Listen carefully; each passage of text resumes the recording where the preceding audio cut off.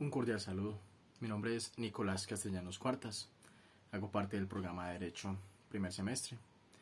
Y en este video, que va a tratar de ser espontáneo, sin filtros, voy a tratar de exponer uno de los temas más importantes que pues he transcurrido a lo largo de los contenidos que he venido desarrollando en el curso de Historia de Ideas Políticas.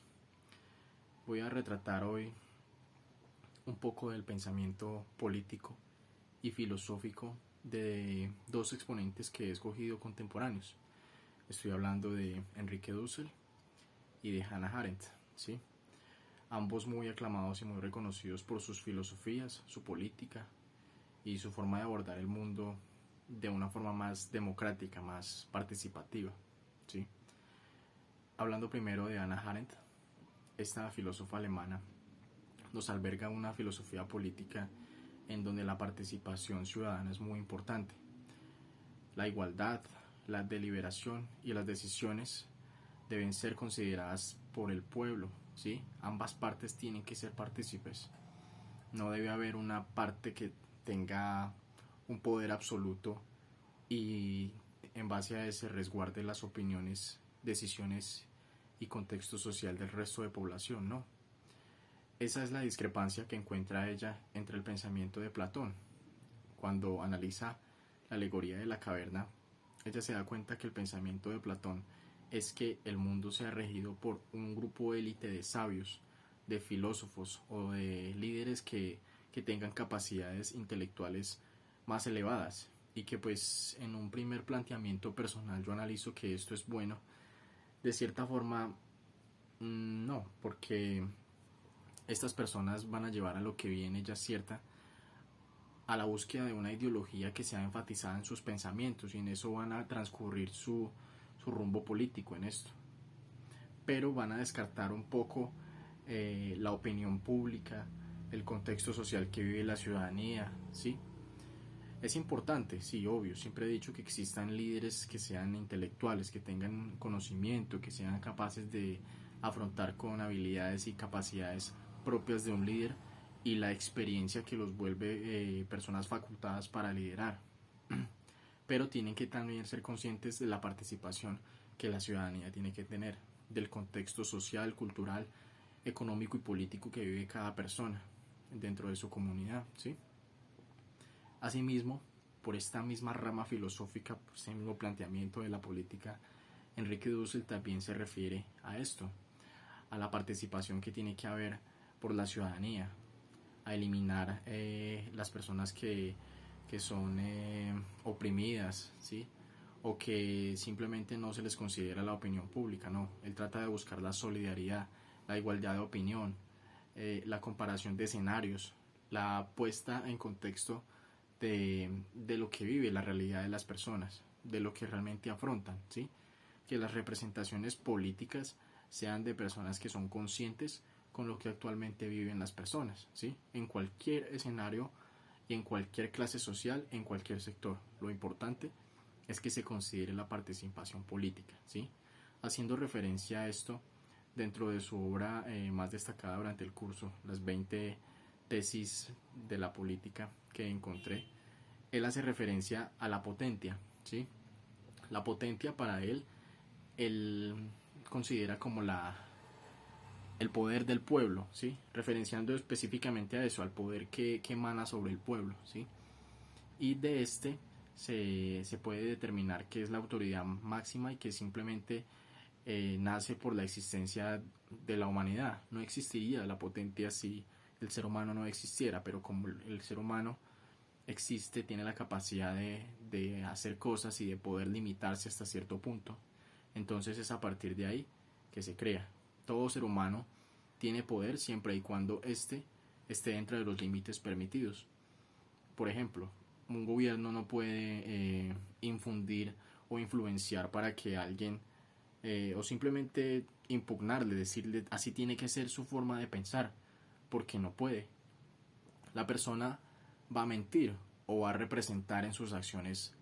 De pronto, si el gobierno oprime el pensamiento y tiene que ser así, lo representará y albergará mentira y falsedad. pero su pensamiento no, porque no puede entrar en su pensamiento y cambiarle su forma de ser, ¿sí? Es de allí que deriva el poder, de la capacidad del ser humano. Pero este tiene que ir ligado a la potestas, en donde la organización social se construye, en donde hay una estructura, en donde las instituciones ejercen su poder, que van ligados directamente a la potencia. Vuelve él a lo mismo, a que el pueblo sea el encargado de emanar la justicia que hay social, que hay en la misma sociedad, ¿sí? Lo importante de esto es entender que los dos conceptos están ligados. Uno no funciona sin el otro. Yo tengo que entender que para que exista un poder tiene que haber una organización que lo ejerza, ¿sí? Y esa organización tiene que estar ligada a los requerimientos del pueblo, a las necesidades básicas, al contexto cultural y social, ¿sí? En base a eso, él considera que el soberano tiene que ser el pueblo, la soberanía popular, ¿sí? La voz y voto del pueblo, tanto por la participación como para las decisiones, como también lo considera Hannah Arendt. Ahora, analizando estas dos posturas políticas y teniendo como referencia el contexto social que vivimos, es claro analizar que para ellos la democracia es el mejor sistema político para implementar en el país. En nuestro contexto cultural, en nuestro país, en Colombia, investigué un poco y los referendos que se han hecho realmente son nulos a comparación de la cantidad de referendos que se hacen en Europa cada rato para que el pueblo pueda entrar a participar dentro de las decisiones políticas.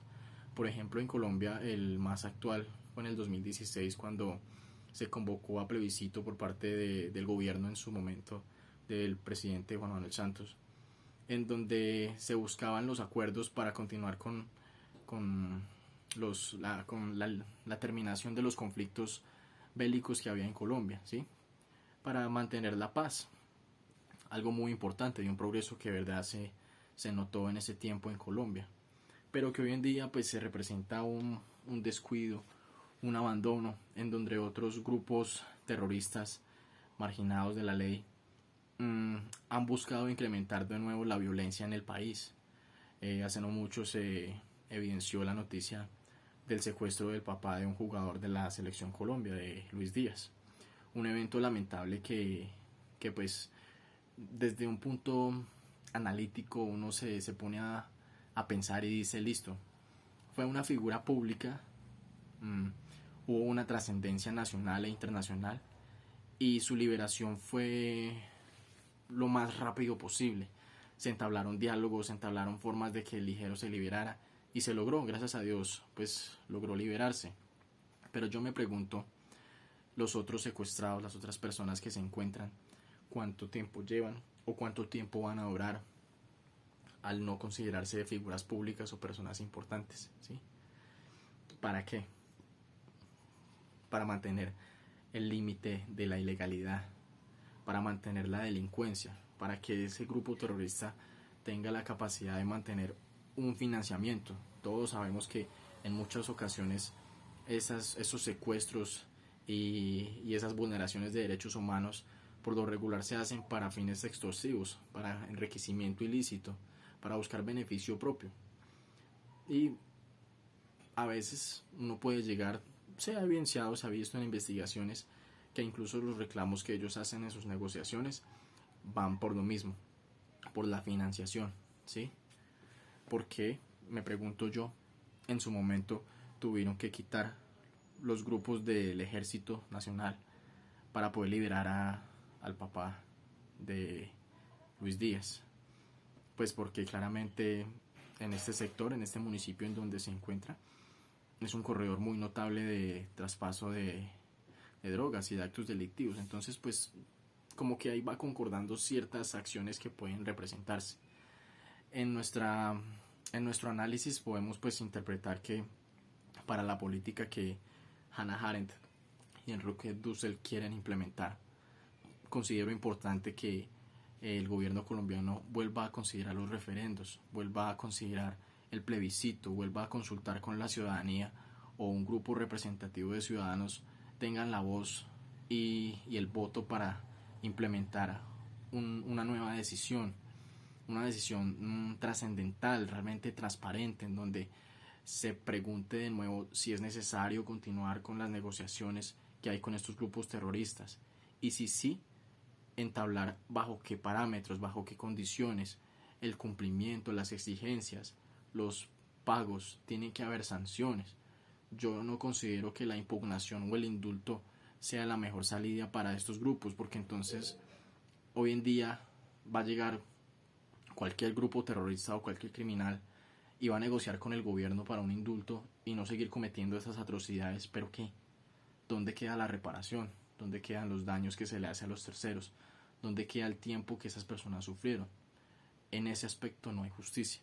Y esto es lo que estas filosofías políticas buscan: la justicia, la igualdad, la solidaridad con el marginado, con el oprimido. Y yo considero que en la actualidad el oprimido está siendo el colombiano, el oprimido está siendo el campesino, el oprimido está siendo esta persona que no tiene los recursos, no tiene la facultad, no tiene el contexto social adecuado para estar en un lugar ameno y ajeno a tanto daño, a tanta daño tanto material como físico como económico de estos grupos terroristas. Por eso yo considero tan importante que, que se considere esa parte, ¿sí? Que el gobierno se ponga en la tarea de ayudar a estas personas, de garantizar la seguridad. Por encima de lo que sea, yo soy fiel creyente de que cuando hay una vulneración y cuando intenta vulnerarse principalmente la seguridad, uno responde. El ser humano es muy sencillo de interpretar respecto a la defensa y el ataque. Si a mí me atacan, mi defensa automáticamente, ¿cuál es? Responder, es evitar. Y muchas veces uno quiere evitar los conflictos bélicos por agrandaciones mayores del terrorismo, de las guerras, de las pérdidas que se van a generar. Pero cuando estos grupos no atienden, cuando estos grupos son constantes y quieren dar y simplemente aprovecharse de los beneficios de las negociaciones y de los tratados de paz y de que no pasa nada en el gobierno, yo considero que deben tomarse ciertos límites y ciertas garantías de seguridad para la población. Es allí donde yo encuentro el uso de las filosofías de Hannah Arendt y de Enrique Dulce para esta problemática civil, social, cultural y política que vivimos en nuestra actualidad.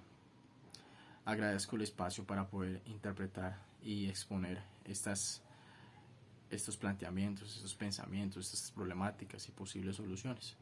Y espero que sean de insumo para la construcción de un proyecto futuro que se pueda avalar a través de estos pensamientos ya realizados.